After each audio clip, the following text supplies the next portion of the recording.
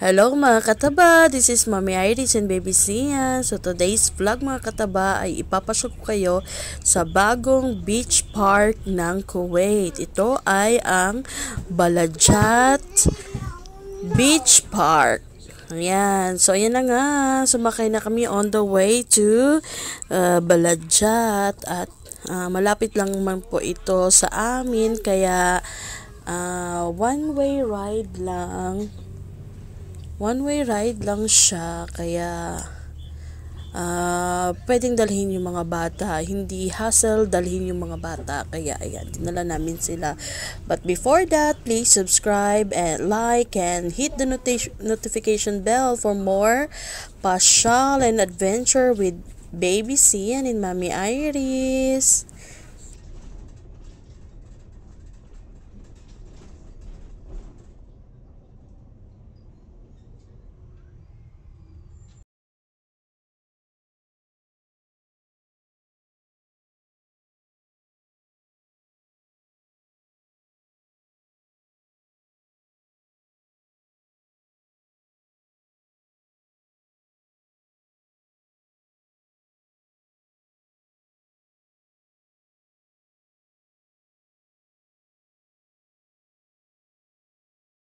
At eto na nga, nakarating na kami sa Balajat Street at bumaba kami sa unang bus stop ng Balajat Street. At dyan ay may fun ride. Sakala namin yun na yung Balajat Beach Park, but hindi pala. At dahil sa may entrance fee siya at mahal yung mga rides, ay no kami dyan. Doon kami sa beach park dahil alam namin free ang entrance ng beach park nila. At yun na nga, nandun lang pala siya sa isang tabi at dinaanan nga namin itong playground pero ayaw nila kasi nga delikado din naman siya sa mga bata dahil medyo luma na at marami nang hindi na nagwo-work yung playground na yan. So ayan, lakad-lakad kami konti. At nakarating na nga kami, ayan na nga yung Balajat Beach Park. At makikita nyo sa gilid, yan yung medyo may nakaharang dahil yan ay private part ng beach park. So yan ay medyo talaga mahal at may entrance fee. So sa bandang unahan naman mga kamami ay open siya. Ayan. Malawak ang walking area. Pwede yung mga batang mag-biking, pwedeng mag-rollerblades. Ang plano nga namin, dahil may dala si Kuya Ethan ng rollerblades, ang plano namin ay mag-rollerblades sila dyan.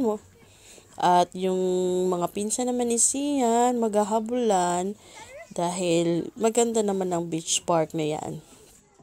FYI lamang mga kamami, alam nyo ba itong area na to dati ay isang open beach park, as in walang mga establishment, walang mga food stall, walang harang at walang mga ganyan, walang mga design dahil dati ay talagang beach park lang siya, malawak na sand beach.